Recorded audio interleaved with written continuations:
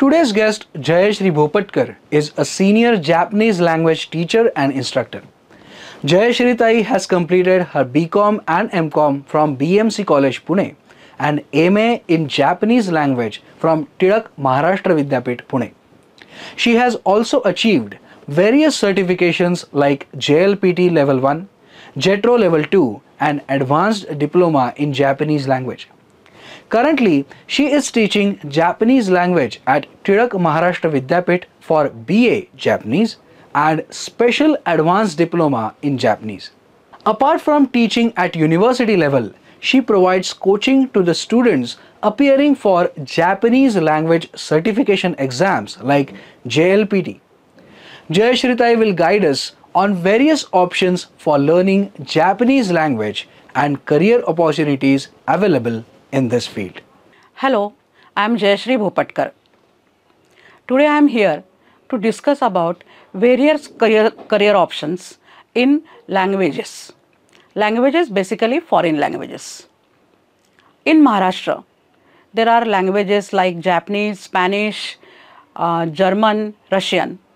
And today I would like to give you certain hints or information about Japanese languages. So let's start with what changes that occurred in 10 years. So I will divide this period in two parts. First, before pandemic, that is COVID, and after pandemic. So what was the basic change or what was the important change that took is online mode. For student, online mode, it has some advantages as well as disadvantages. Those who are staying at far places, they could come, it was not possible for them to come to classes. For them, it was very good. They could attend the classes while sitting at their home. So online mode for education was good. But at the same time, offline mode where teacher is there, teacher can see, teacher can check. So that point, it was not possible in online mode. So that was disadvantage. In case of companies, work from home was there. So for everybody, it was very easy to work from home in easy manner or in relaxed mode. In some cases, after 2 years, they started hybrid mode. Means once in a week, they could go to company, work in company, and remaining days they could work from home. So this was the main changes that happened in this field, especially Japanese language field. When you start learning Japanese, that time always one question is there in your mind. After completion of this course, what I am going to do? How I can use my Japanese language ability? Then the answer is option 1, you can become a teacher. Option 2, you can become a translator. And option 3, you can become an interpreter. For almost 20 to 25 years or more than that, only these 3 options were there. But now, you will find that there are many more options also. In Bangalore, there is anime industry. You know Shin-chan, you know Nobita. Many Japanese animes are translated into Marathi, into Hindi or English. For this purpose, for translation purpose, they need people who have command over Japanese language. So you can join that company. Secondly, now Japan has given visa, Japan has become open for everyone. So you can go to Japan as a tourist also. So when you go to Japan as a tourist, that time you need someone who knows Japanese. And if you have become a guide with Japanese expertise, that is also a good option for you. In case of translation, you can translate technical documents as well as you can translate literature from Japan also. So far, you will find that many people, they are translating in companies, they are technical translators, but very few people are doing literature translation. So that is also a great career for you. If you like literature, then please go for it. Now, if you want to learn Japanese language, where you can learn? In Maharashtra, there are many places where you can learn. In Mumbai, in Sangli, Kolhapur. Today, I would like to tell you information about institutions which are in Pune. The first institution is Savitribai Phule Pune University. They conduct courses of 4 levels, starting with beginners level, which is called as basic Japanese, and that is certificate, and their 4th level, which is advanced level. Their focus is on grammar, day-to-day conversation, business Japanese, business society, culture, etc. Similarly, there is another institution which is Tilak Vidyapit, Tilak Maharashtra Vidyapit. They offer courses which are similar to Pune University, and apart from that, they also offer BA and MA in Japanese. BA is a 3 years course. After completion of 12th standard, you can go for their BA. MA is definitely after completion of BA, or if you have N2 certificate, then also you can go for MA. Tilak Maharashtra Vidyapit's BA focus on especially grammar, then day-to-day conversation, alphabets, business Japanese, history, literature. So apart from languages, apart from language viewpoint, it also focus on culture. In case of MA in Japanese, they offer interpretation and translation lectures also. If you are interested in becoming a teacher, then they have teaching methodology lecture also. If you want to go for further studies, if you want to write thesis, then they have this particular subject, research methodology, where you can learn how to write a thesis, which is Rombun in Japanese. So you learn Japanese language in BA course, and you learn how to use Japanese language in MA course. Then there is third institute, which is Symbiosis Institute of Foreign Languages. They have courses from N5 to N2. Their courses are also similar to Pune University. And there is one oldest organization, or you can say the first organization teaching Japanese in Pune, and that is Indo-Japanese Association. They also offer courses for beginners up to advanced level. Their courses starts from January and ends in November. So apart from these 4 institutes, there are many private institutions. Here I have mentioned N2 or N5 level. So first let me inform you, or let me tell you what this N5 means.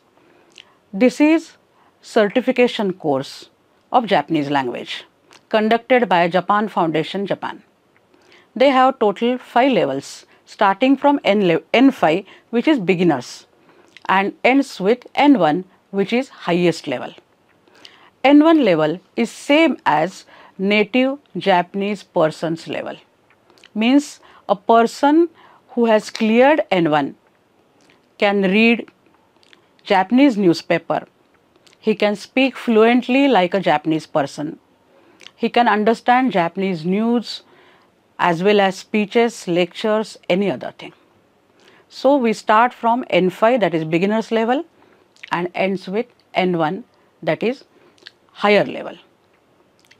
These exams are conducted twice in a year, July and December every year. Same day in all over the world they conduct this exam. Paper setting and everything is done by Japan Foundation in Japan. Paper checking is also done by them. So you have certificate which everybody, that means in all over the world, is accepted. If you want to go for visa, if you want to go for a job, you can show them certificate and you will get cleared. Another exam is Nihongo Aptitude Test, which is called as NAT. This NAT exam starts from February. So every alternate month you will have NAT exam. Portion for NAT exam and format of NAT exam is same as JLPT exam. NAT exam and JLPT exam both focuses on grammar, vocabulary, listening, reading practice and comprehension. Here reading comprehension means one paragraph is given and questions are given. So you have to select. It is just objective type of question. You have to select the answers, that's all. For NAT also, certification from NAT is accepted everywhere for visa as well as for job also. So both exams are same. So you can give both exams or whichever exam you like. There are many foreign languages. Then why select Japanese language? The reason is, in Japan, Buddhism went through China through Silk Route, and Buddhism is from India. So all Japanese people think that India is the land of Gautam Buddha. They call India as Tengoku, that is land of Gautam Buddha. So they respect Indian people. So when you go to Japan, you will find respect from them. So it is not difficult for you to become or to merge in Japanese society. Secondly, when you want to learn any foreign languages, that time, first thing what you will see is the common point in language. In Japanese language, as alphabets are based on Sanskrit, because through Buddhism, Sanskrit also was conveyed to Japan. In Wakayama prefecture, you will find there is one institute, Koya University, where they teach Siddham script, that is oldest form of Sanskrit. There are many words which are similar to Sanskrit. In Sanskrit, we have seva word. In Japanese, we have same word seva, which means service. In Sanskrit, or we have yakrut. In Japanese, for digestive protein milk, they have word yakurto, which is again similar to yakrut. In Sanskrit, we use krusha for grass. In Japanese, they use word kusa for grass. So this is just 3-4 examples. These are 3-4 examples, but there are many more examples in Japanese. Now if we come to see the sentence sequence, then in Japanese, we start with subject, then comes the object and then comes the verb, which is similar to Hindi, Marathi or any other language. I know only 2 languages, that's why I am using Hindi, Marathi, but maybe other languages also has the same grammar structure. So if we take one example, and that example is, I am a student. Now this sentence is in English. If we translate this sentence in Hindi, then it will be मैं विद्यार्थी हूँ. So I am a student and मैं विद्यार्थी हूँ. So am comes in the end of the sentence when you are using it in Hindi language. Similar to that, in Japanese, we start with subject, that is watashi, which means I. Then comes the object or a noun giving information, and that is student. So student means gakusei in Japanese language. So we start with watashi, which is a subject, followed by gakusei, and to complete the sentence, like Hindi who, we will be using des. So now our sentence is watashi wa gakusei desu, मैं विद्यार्थी हूँ, and now compare this with English sentence, I am a student. You will come to know the difference. So in English, we have SVO, subject, verb, object construction, whereas in Hindi, Marathi and Japanese, we have subject, object, verb. So grammatical viewpoint also gives same thing. Japanese is similar to Hindi and Marathi. So it is very easy for those students who knows Marathi or Hindi. So from that viewpoint also, it is better if we learn this Japanese language. Japanese is also Asian language. So that is also plus point that we are all Asians, so we should learn Japanese language. Now when you have decided that you are going to learn Japanese language, then at what age it will be beneficial to start learning Japanese language? I have heard from many people that it is good to learn any foreign language, or not only language but any new thing, when you are very young, because that time your mind is very receptive and you can learn many things. So this is really good. You can go for any language when you are in third or fourth standard. But the main important thing here I would like to mention is, when a child is in third or fourth standard, that time he is very eager to learn many things. But when he goes to 7th standard or 8th standard, due to pressure of SSC, it is not possible for him or her to pursue Japanese language after that. So there is always a break or pause in between. So instead of that, if you go for Japanese language after your 10th or after your 12th, then it will be very advantageous for you. If you ask me, how about starting Japanese language after my graduation? That is also okay. You can learn anytime. But after graduation, Japanese language will take at least 3 to 4 years to master. So can you give 3 to 4 years after your graduation? It is not possible.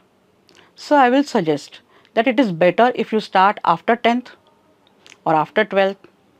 So you have sufficient time in your hand, and when you become graduate, that time you have Japanese knowledge with you and you can go for your job or for your further studies or for research also.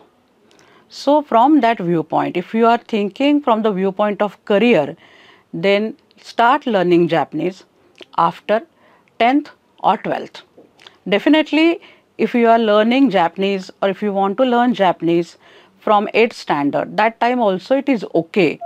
But full-fledged Japanese language learning is not possible when it is not possible till you finish 10th standard. Okay, now you have mastered Japanese language, you have sufficient knowledge, and now you want to work. As I have mentioned earlier, you can become a teacher. If you want to become a teacher, there are 3 to 4 types. One, you can have your private classes where you can charge fees as per your convenience. Secondly, if you go to any university, then you will get the remuneration as per their rules and regulations. Third point, nowadays Indian companies are doing collaboration with Japan or Japanese companies. They send their employees to Japan. For going to Japan and living there, they need knowledge of Japanese language. And for this purpose, they hire Japanese teachers, Japanese language teachers to teach them. So according to their needs, they have courses of 3 months, 6 months, or maybe 1 year also. So you can go to company and you can teach them. Remuneration which you get from company is always higher than university level. If you want to go for translation work, then you can go to IT companies. Basically, translation is done in IT companies. And if you want to go for interpretation, it is usually in automobile industries. For automobile industries, your work will be on shop floor or in meeting rooms, where you have to interpret the meetings between Indian side and Japanese side. When you are on shop floor, that time you have to explain how the installation of machine is to be done. If there is any problem in machine, then how it is to be solved. Japanese technician or expert person come from Japan and he explains everything, but that will be in Japanese. So you have to explain all these things in local language to local people. So that will be your job. So there also, interpretation also, it will not be permanent. So always we have this contract. So that work will be on contract basis. As long as the Japanese technician or expert person is here, you will be there for work. So once that work is over, your work will be over. But if you are working in a company permanently, then then there will not be any problem. Every month you will get the salary. There you can do work of translator. Sometimes you can also do work of interpretation. Sometimes you go along with engineers to Japan also, because engineers don't know the Japanese language. So there you will be there with them to help them as a language expert. So those who want to go for stability should go for permanent work. In Pune or in India also, many people start their career as a freelancer. So they have the experience of freelancer and then they switch to permanent job. So if you ask me which one you recommend, then it depends on you. If you want stability, then definitely go for permanent job, that is permanent job in company. If you want to become a translator, then what should be your qualification? Which courses should you do before going for work? Are there any institutions which are offering such type of courses? Then answer to this is there are some institutions which offer these type of courses. But practical knowledge is the important thing. So you have to do translation. Many translation, only one or two translations are not sufficient. For this purpose, you must have command over Japanese language, over English as well as local language. When you are doing translation, you will be doing it from Japanese to English. At the same time, you will be doing it from English to Japanese. So both languages are compulsory. If you say that I am very good in Japanese language, but I don't know English, then it is of no use.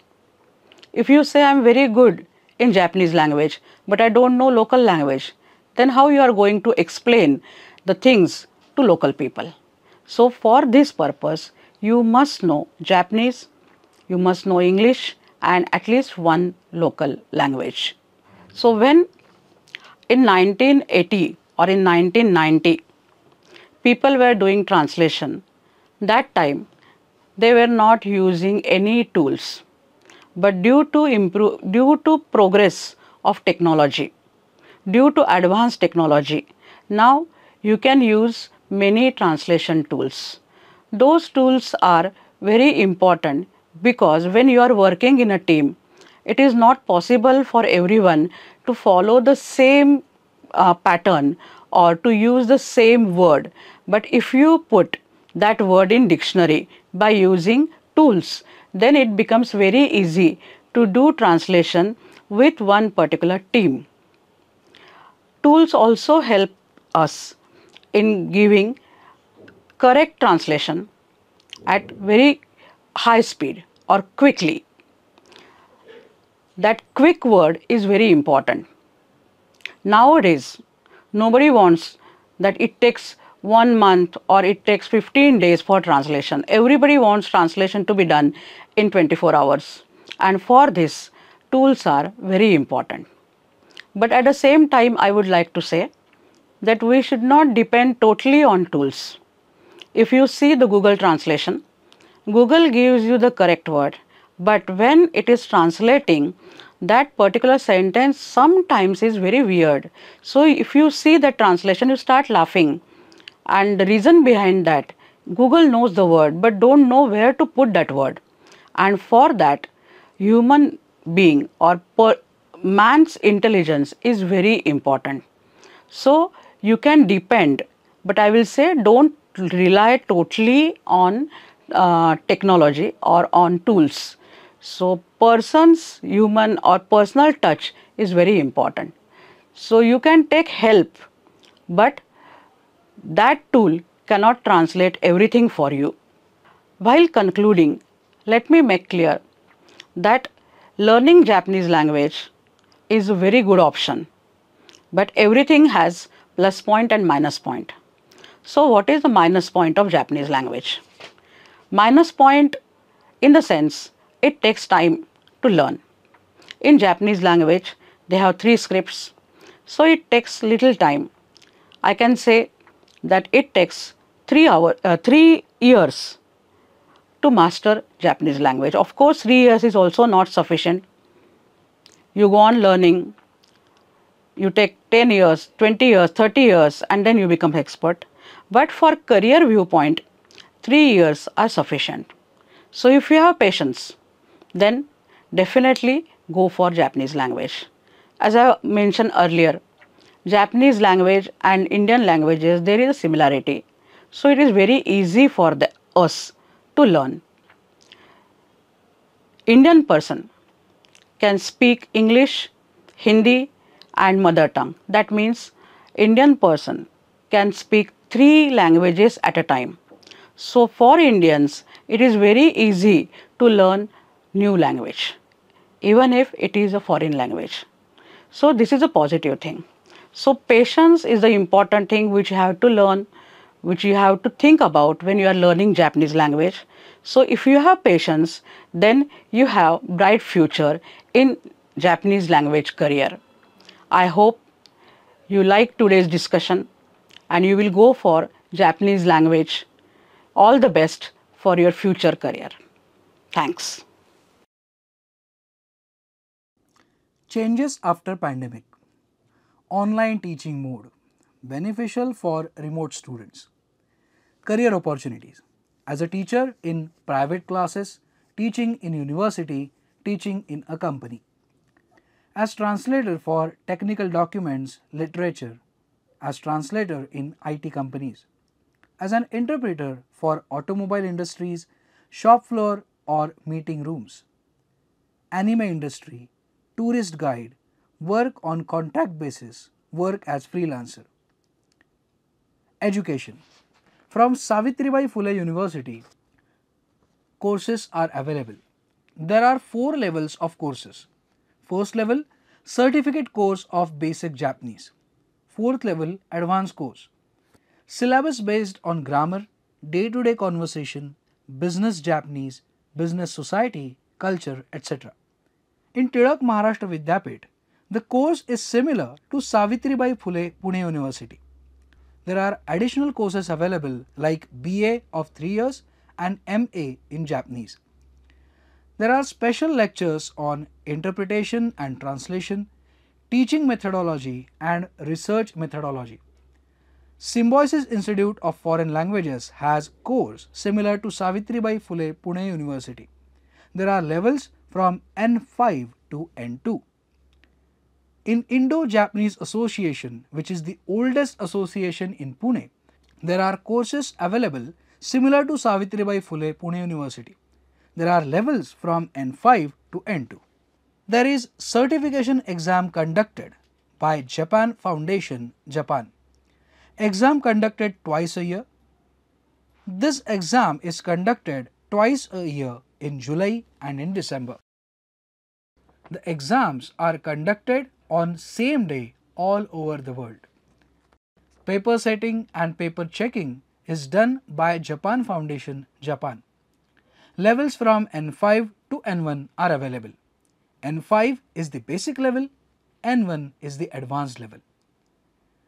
Nihongo Achievement Test NAT.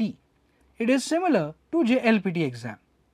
Syllabus for this is grammar, vocabulary, reading practice, comprehension. For learning Japanese, you should start after 10th or 12th standard. We need to accomplish command over Japanese, English and local language.